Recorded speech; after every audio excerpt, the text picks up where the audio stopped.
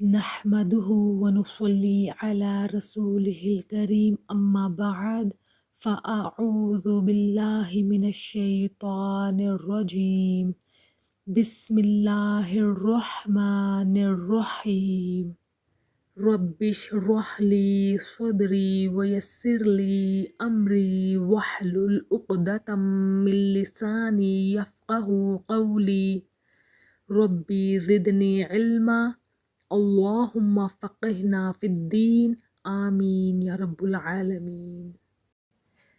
اب ہم سورۃ البقرہ آیت نمبر 23 پر آتے ہیں، لیکن اس سے پہلے ہم سورۃ البقرہ کو آیت نمبر 1 سے بیک گراؤنڈ فلو میں سمجھتے ہیں، تاکہ جو آیت نمبر 23 ہے اس کا جو چیلنج ہے وہ پراپرلی کنیکٹ ہو جائے۔ یہ رینڈم آیت نہیں ہے، یہ ایک پراپر پاورفل سیکوینس ہے۔ آیت نمبر 1 الف لام میم، سورہ شروع ہوتی ہے حروف مقطعات سے، توجہ دلائی جا رہی ہے۔ آیت نمبر 2 ذالک الکتاب، یہ وہ کتاب ہے جس میں کوئی شک نہیں۔ اب ذرا سوچئے، دنیا کی کوئی کتاب ایسی ہے جو یہاں سے سٹارٹ ہو کہ اس میں کوئی شک نہیں، زیرو ڈاؤٹ ہو اس میں؟ یہ کانفیڈنس انسانی اوتھر کا نہیں ہو سکتا۔ پھر بتایا ہدی للمتقین، یہ ہدایت ہے، لیکن سب کے لیے نہیں، صرف ان کے لیے جو سنسیئر ہے۔ آیات 3 سے 5 متقین کا پروفائل ہے۔ یہاں بلیورز کا کریکٹر سکیچ دیا کہ وہ گیپ پر ایمان رکھتے ہیں، وہ نماز قائم کرتے ہیں، رزق میں سے خرچ کرتے ہیں، سب رسولوں پر ایمان رکھتے ہیں، آخرت پر ایمان رکھتے ہیں، اور ان سب کا رزلٹ کیا ہے؟ اولئک علی ھدی من ربہم واولئک ھم المفلحون، یہ لوگ ہدایت پر ہیں اور یہی لوگ پورے کامیاب ہیں۔ یعنی پہلی کیٹیگری، پہلا گروپ تو کلیئر ہو گیا۔ اب آیات 6-7 کو دیکھتے ہیں، کفر کا پروفائل ہے یہ، دوسری کیٹیگری جو انکار کرتے ہیں۔ اب جو انکار کرتے ہیں آپ ان کو وارن کرو، ان کو سمجھاؤ یا نہ سمجھاؤ ایک برابر ہے، ان کو کوئی فرق نہیں پڑتا۔ ان کے کان بلاکڈ ہیں، ان کی بصارت پر پردہ ہے، ان کے دل سیل ہے۔ یہ سٹبن ریجیکشن ہے، یہاں شک نہیں ہے، یہاں انکار ہے۔ آیات 8 سے 20 میں متقین کا ایکسپوجر ہے، ان کو بے نقاب کیا جا رہا ہے، یہ تیسری کیٹیگری ہے۔ وہ کہتے ہیں کہ ہم ایمان لائیں، لیکن اللہ پاک فرماتے ہیں وہ ایمان لانے والے نہیں ہیں۔ یہاں سے سائیکولوجیکل بریک ڈاؤن یعنی نفسیاتی خرابی شروع ہوتی ہے، دو رخا پن یعنی ڈبل فیس، دھوکہ، خوف، شک، ذہنی الجھن، سوشل سروائیول موڈ یعنی لوگوں کے درمیان اپنی پوزیشن بچانے کا رویہ اور اپنا فائدہ دیکھنے والی سوچ۔ پھر ان کی انر انسٹیبلٹی کے لیے 2 مثالیں دی گئی، آگ کی اور پھر طوفان بجلی کی۔ پھر آیت 21 میں یونیورسل کال، یا ایھا الناس، پہلی بار سورہ میں سب کو مخاطب کیا گیا، اپنے رب کی عبادت کرو جس نے تمہیں اور تم سے پہلے لوگوں کو پیدا کیا۔ کریٹر اپنی کریشن کا ثبوت دے رہا ہے، زمین، آسمان، بارش، پھل، یہ سب کریشن کی ڈیٹیل ہے۔ مطلب جس نے بنایا ہے وہی اصل مالک ہے۔ ڈپینڈنس پروف دیا نا، یعنی ہم خود مختار نہیں ہیں۔ بارش، ہوا، سانس کچھ بھی کنٹرول نہیں کر سکتے، ہر لمحہ اللہ پر ڈیپینڈ ہے۔ اللہ صرف کریٹر نہیں ہے، اللہ سسٹینر ہے، پرووائڈر ہے، کیئر ٹیکر ہے، تو عبادت بھی صرف اسی کی کرو۔ پھر آیت 22 میں ہمیں نشانیاں بتائی گئیں، زمین کو بستر بنایا، آسمان کو چھت، بارش، پھل۔ لاجیکل آرگیومنٹ ہے، جو کریٹ کرتا ہے وہی عبادت ڈیزرو کرتا ہے۔ یہاں شرک کا رد بھی آ گیا۔ اب اس کے بعد آیت نمبر 23 میں چیلنج دیا جا رہا ہے۔ کیا چیلنج ہے؟ اور اگر تم اس قرآن کے بارے میں کسی شک میں ہو جو ہم نے اپنے بندے پر اتارا ہے تو اس کی مثل ایک صورت لے آؤ اور اللہ کے سوا اپنے حمایتی بنا لو اگر تم سچے ہو۔ یعنی اللہ تعالیٰ کے سوا اپنے باقی سارے مددگار بھی اکٹھے کر لو اور اس جیسی ایک صورت بنا کر دکھاؤ۔ اب کوئی ایکسکیوز نہیں ہے نا، نہ سائیکولوجیکل کنفیوژن کا، نہ انٹلیکچوئل ڈاؤٹ کا، جسٹ برنگ ون سورہ لائک دس۔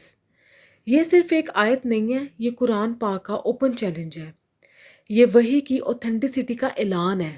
وَإِن كُنتُمْ فِي رَيْبٍ، اور اگر تم شک میں ہو، کسی بھی شک میں، کسی بھی قسم کا شک، کوئی بھی تمہارے دل میں خلش ہے، کوئی بھی تمہارے دل میں ایسا خیال ہے کہ پتہ نہیں اللہ تعالیٰ کی کتاب ہے بھی یا نہیں، کسی انسان نے نہ بنائی ہو یا کسی جن نے نہ بنائی ہو، کیونکہ عربوں کے ہاں مختلف کاموں میں جنات کا عمل دخل تھا۔ کیونکہ وہ صحراؤں میں کھلی جگہوں پر رہتے تھے نا، تو جنات کا ان سے انٹریکشن ہوتا رہتا تھا، اور جنات کو بھی اپنی زندگیوں میں وہ ایک اہم مقام دیے ہوئے تھے۔ ان کا خیال یہ تھا کہ جنوں کے اندر بڑی طاقت ہے، اور بعض یہ بھی سمجھتے تھے کہ جن نا غیب جانتے ہیں۔ عربوں میں سب سے زیادہ جن لوگوں کو قابل قدر مقام حاصل تھا نا، وہ شعراء تھے۔ وہ ان کے قبیلوں کے نمائندے ہوا کرتے تھے، وہ قبیلے کی طرف سے بولا کرتے تھے، اور وہ اپنے جذبات کا اظہار بھی شعر و شاعری میں کیا کرتے تھے، اور اس لحاظ سے وہ اپنے آپ کو اعلیٰ مقام میں سمجھتے تھے کہ ہم جیسا کوئی نہیں۔ پھر ان کا یہ خیال تھا کہ جو اچھا شاعر ہوتا ہے نا، اس کو کسی نہ کسی جن کی مدد ہوتی ہے، یا پھر شیاطین جو ہے وہ خیال ڈالتے ہیں۔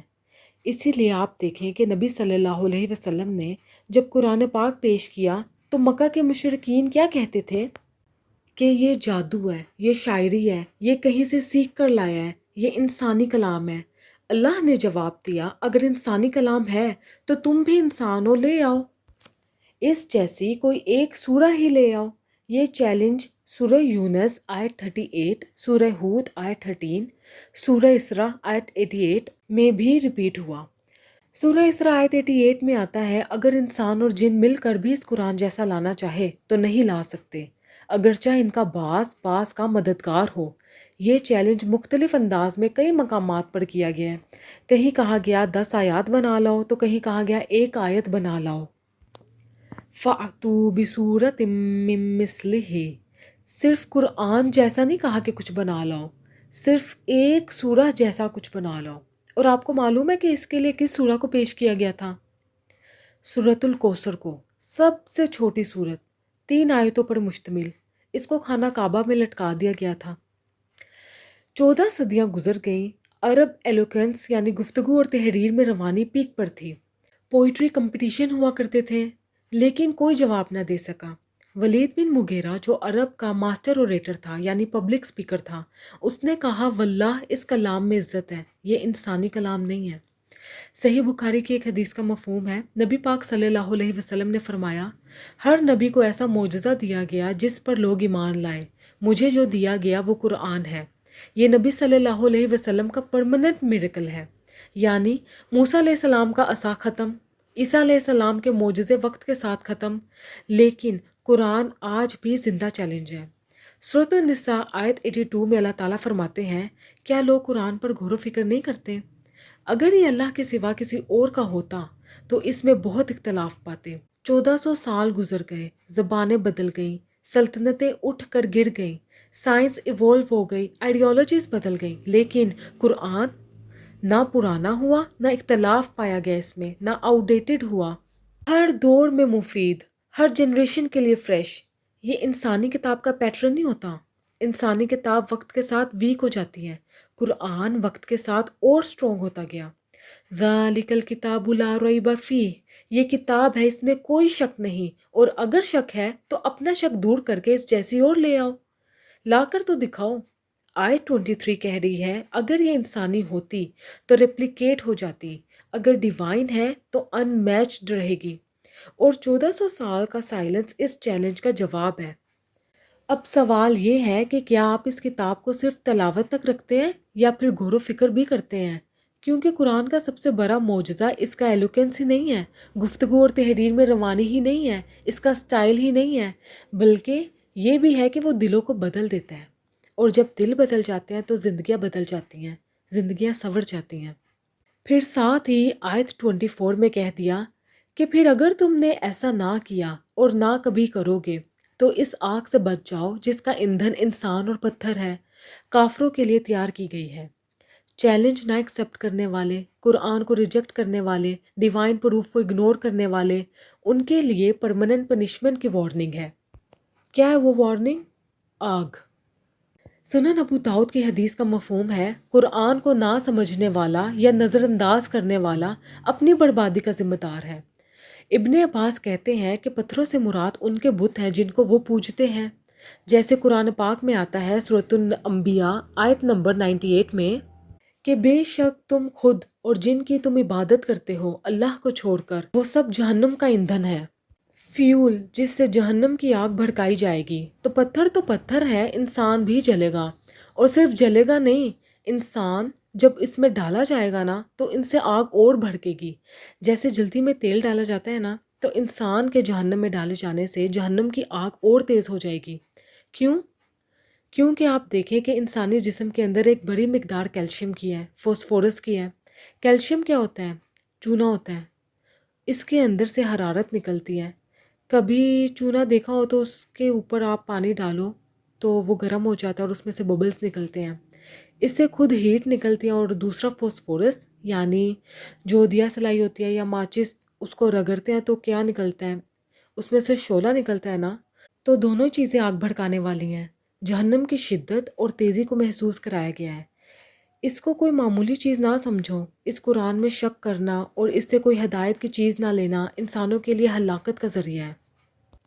فَاتَّقُوا النَّارَ، بچو اس آگ سے، وَقُودُوهَا النَّاسُ، دیکھیے انسان کا ذکر پہلے ہے، جس کا ایندھن انسان ہے، والحجارہ، اور پتھر ہے، اعدت، جو تیار کی گئی ہے، کی جا چکی ہے، تیار موجود ہے اس وقت بھی، تیار ہے۔ بس انتظار کس چیز کا ہے؟ کہ وہ دن آئے جو انصاف کا دن ہے اور جس کو جہاں جانا ہے وہاں پہنچے۔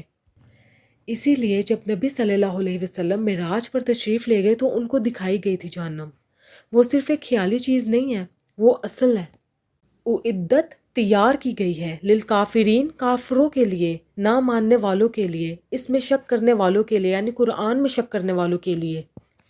اتنی شدت سے کیوں کہا گیا کہ شک دور کر لو اپنا؟ کیونکہ شک دور ہوگا تو یقین آئے گا نا۔ تو جتنا زیادہ یقین آئے گا کہ یہی ہدایت کا، کامیابی کا ذریعہ ہے، انسان اتنا ہی زیادہ اس کے لیے قربانی کرنے کے لیے تیار ہو جائے گا، اتنا ہی زیادہ اس کو پھر ہر قیمت پر پانے کی کوشش کرے گا اور اسے چھوڑ نہ سکے گا۔ آیت 24 میں وارننگ تھی، آگ۔ اب آیت 25 میں ہوپ ہے، جنت۔ اور ان لوگوں کو خوشخبری دے دو جو ایمان لائے اور نیک عمل کیے، کہ ان کے لیے ایسے باغ ہیں جن کے نیچے نہریں بہہ رہی ہوں گی۔ جب بھی انہیں ان میں سے کوئی پھل دیا جائے گا وہ کہیں گے کہ یہ تو وہی ہے جو پہلے بھی دیا گیا تھا، اور انہیں ملتا جلتا دیا جائے گا، اور ان کے لیے وہاں پاک ساتھی ہوں گے اور وہ اس میں ہمیشہ رہیں گے۔ آیت 24 میں آگ، وارننگ، خوف، اکاؤنٹیبلٹی تھی۔ آیت 25 میں خوشخبری ہے، امید، انعام، اٹرنل پیس ہے۔ یہ قرآنک بیلنس ہے، خوف بھی اور امید بھی۔ صحیح بخاری کی ایک حدیث کا مفہوم ہے، نبی صلی اللہ علیہ وسلم نے فرمایا، اگر مومن کو اللہ تعالیٰ کی رحمت کا پتہ چل جائے تو کوئی جنت سے مایوس نہ ہو، اور اگر گناہ گار کو اللہ تعالیٰ کے عذاب کا پتہ چل جائے تو کوئی جہنم سے بے خوف نہ ہو۔ خوشخبری دے دو ان کو جو ایمان لائے اور نیک عمل کیے۔ صرف یہ نہیں کہا کہ جن لوگوں نے مان لیا کہ ہاں یہ اللہ تعالیٰ کی کتاب ہے، بلکہ اس کے بعد اس کو پڑھا، سمجھا اور اس کے مطابق پھر اپنے عمل بدلے۔ ایمان بنا عمل کے صرف دعویٰ ہے، عمل بنا ایمان کے خالی ایکشن ہے، خالی خلی عمل جس کا کوئی فائدہ نہیں۔ قرآن بار بار یہ فارمولا ریپیٹ کرتا ہے، سورہ عصر میں آیت 1-3، سورہ کہف میں آیت 107 اور سورہ فصلت میں آیت 30 میں، یعنی belief plus action is equal to success. ان سب کے لیے خوشخبری ہے کہ ان کے لیے کئی قسم کے باغات ہیں جن کے نیچے کئی طرح کی نہریں بہتی ہیں، کوئی شہد کی ہے، کوئی پانی کی ہے، کوئی دودھ کی ہے تو کوئی شراب کی ہے۔ نہ ماننے والوں کا انجام بھی بتا دیا گیا اور ماننے والوں کا بھی بتا دیا۔ نہ ماننے والوں میں ہر قسم کے لوگ آ جاتے ہیں، لیکن ماننے والوں میں ایمان کے ساتھ عمل والے بھی آتے ہیں۔ تو ایسے ماننے والوں کے لیے خوشخبری ہے۔ دنیا کی جو خوشی ہوتی ہے نا وہ ٹیمپریری ہوتی ہے، لیکن جنت ہمیشہ کے لیے ملے گی۔ جنت کی چیزیں دیکھ کر ان کا پہلا تاثر ہوگا کہ یہ تو جانی پہچانی چیزیں ہیں، یعنی کوئی چیز آپ پہلی دفعہ دیکھتے ہیں تو آپ ایک جھجک محسوس کرتے ہیں نا کہ پتہ نہیں کھانے میں کیسی ہوگی، پھر تھوڑا سا چکھتے ہیں۔ اور کئی لوگوں کا تو ٹیسٹ ہی ڈیولپ نہیں ہوتا ساری زندگی، وہ کچھ نیا کھاتے ہی نہیں ہیں، ان کی طبیعت ہی اجازت نہیں دیتی۔ لیکن جن چیزوں سے وہ مانوس ہوتے ہیں وہ انہی پر گزارا کرتے ہیں۔ اسی لیے جب وہ جنت کے پھل دیکھیں گے، اگرچہ وہ اپنی کوالٹی میں، اپنے رنگ میں، مزے میں، ذائقے میں بہت ہی بہترین ہوں گے، لیکن وہ دیکھنے میں ایسے لگیں گے کہ یہ جانے پہچانے ہیں، اور ان کو اس سے ملتے جلتے ہی دیے جائیں گے۔ وَأُتُوا بِهِ مُتَشَابِهًا، شیپ سیم ہو سکتی ہے لیکن ٹیسٹ مختلف ہوگا، یعنی سرپرائز کبھی ختم ہی نہیں ہوں گے۔ دنیا میں بھی ہماری جو فیوریٹ چیز ہوتی ہے وہ ایک پوائنٹ پر آگے ہمیں بورنگ لگنے لگتی ہے، لیکن جنت میں بورڈم ایگزسٹ ہی نہیں کرے گا۔ صحیح بخاری کی حدیث کا مفہوم ہے، رسول صلی اللہ علیہ وسلم نے فرمایا جنت میں وہ چیزیں ہوں گی جو کسی آنکھ نے نہ کبھی دیکھی، کسی کان نے نہ کبھی سنی اور نہ ہی کسی دل نے اس کا کبھی گمان کیا۔ تو متشابہہ کا بھی اپنا لطف ہوگا۔ وَلَهُمْ فِيهَا أَزْوَاجٌ مُطَهَّرَةٌ، اور ان کے لیے اس میں بیویاں ہوں گی پاکیزہ، اور صرف بیوی ہی مراد نہیں ہے یہاں، شوہر بھی، کیونکہ ازواج کا اطلاق دونوں پر ہوتا ہے نا۔ پاکیزگی کس اعتبار سے؟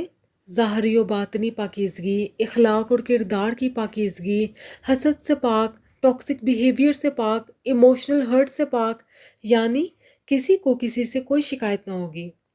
دنیا کے تعلقات امپرفیکٹ ہوتے ہیں لیکن جنت میں پیوریفائڈ ہوں گے، دل بھی پاک ہوں گے۔ سورۃ الاعراف آیت نمبر 43 میں آتا ہے کہ ہم ان کے سینوں سے کینہ نکال دیں گے۔ نو گرجز، نو انسیکیورٹیز، نو ہارٹ بریک۔ ہر وہ چیز جو تعلقات خراب کرنے کا باعث بنتی ہے شوہر اور بیوی کے درمیان، وہ سب دور کر دی جائیں گی۔ وَهُمْ فِيهَا خَالِدُونَ، اور وہ اس میں ہمیشہ رہیں گے۔ جنت کی عورتوں کے بارے میں ایک حدیث ہے مشکاۃ میں، رسول اللہ صلی اللہ علیہ وسلم نے فرمایا اگر جنت کی عورتوں میں سے کوئی عورت زمین کی طرف جھانکے، صرف دیکھے زمین پہ، تو ساری دنیا روشن ہو جائے گی۔ اتنا حسن ملے گا عورتوں کو، اور زمین اور آسمان کے درمیان کا سارا حصہ معطر ہو جائے، اتنی زبردست خوشبو ان کو دی جائے گی۔ ایسے چہرے ہوں گے جو سورج سے زیادہ چمکدار ہوں گے، پوری زمین کو چمکا دیں گے، اور اس کا دوپٹہ جو اس کے سر پر ہے دنیا ما فیہا سے بہتر ہے۔ تو جو دنیا میں دوپٹہ نہیں لیتا تو پھر اس کو وہاں پر بھی لینے کی عادت نہیں ہوگی۔ بہرحال اس کی جو اوڑھنی ہے خمار، وہ دنیا ما فیہا سے بہتر ہے، یعنی دنیا اور جو کچھ اس میں ہے اس سب سے بہتر ہے۔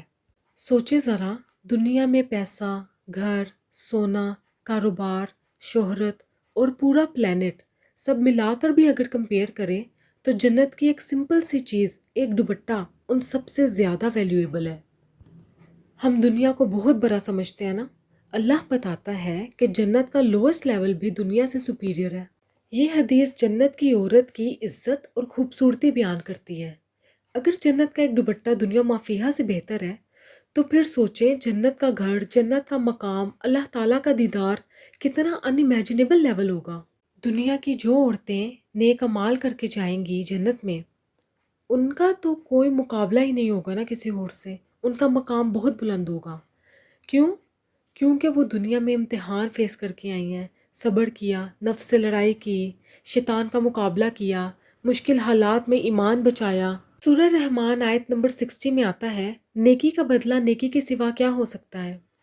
آل عمران آیت نمبر 195 میں آتا ہے اللہ پاک فرماتے ہیں میں تم میں سے کسی کا عمل ضائع نہیں کرتا، چاہے مرد ہو یا عورت۔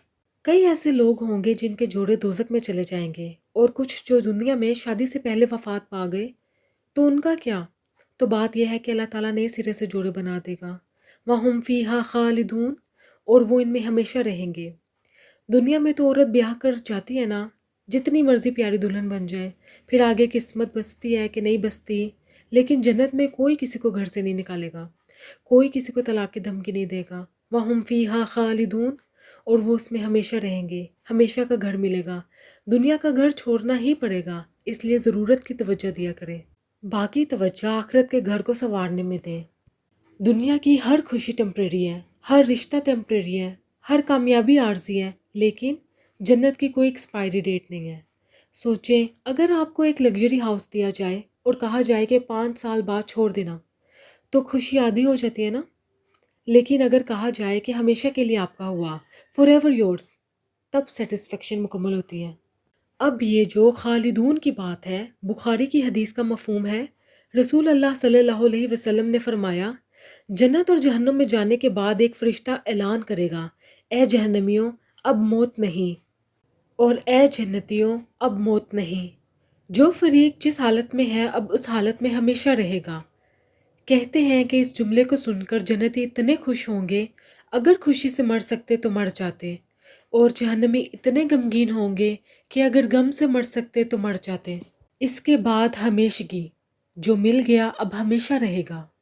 یہ اصل قیمت ہے جنت کی۔ پھر دنیا کی کون سی چیز ہے جو اس قابل ہے جس کی خاطر اپنی آخرت برباد کر دی جائے؟ کون سی چیز؟ کوئی بھی نہیں۔ تو جنت کا معنی آسان ہے؟ صحیح بخاری و مسلم کی حدیث کا مفہوم ہے، رسول اللہ صلی اللہ علیہ وسلم نے فرمایا، جنت تلواروں کے سائے تلے ہے۔ جنت قربانیوں، سٹرگل اور حق کے لیے کھڑے ہونے سے ملتی ہے۔ اپنے نفس سے جہاد کرنا پڑتا ہے، کمفرٹ زون سے نکلنا پڑتا ہے، ظلم کے خلاف سٹینڈ لینا پڑتا ہے۔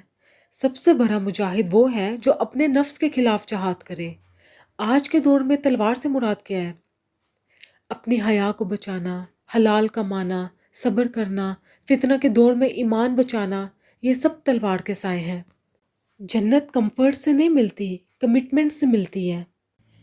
دنیا میں انسان چاہتا ہے کہ اس کو اچھا گھر ملے، اچھی گاڑی ملے، اچھا کاروبار ہو، پیسہ ہو، وہ ہمیشہ خوش رہے۔ تو یہ ساری چیزوں کا ہمیشہ رہنا دنیا میں تو ممکن نہیں ہے۔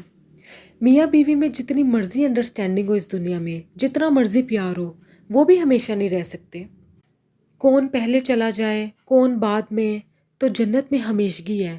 کوئی غم و فکر نہیں، کوئی پریشانی نہیں، کوئی خوف نہیں، نہ کوئی بیماری، نہ کوئی بڑھاپا، سکون ہی سکون۔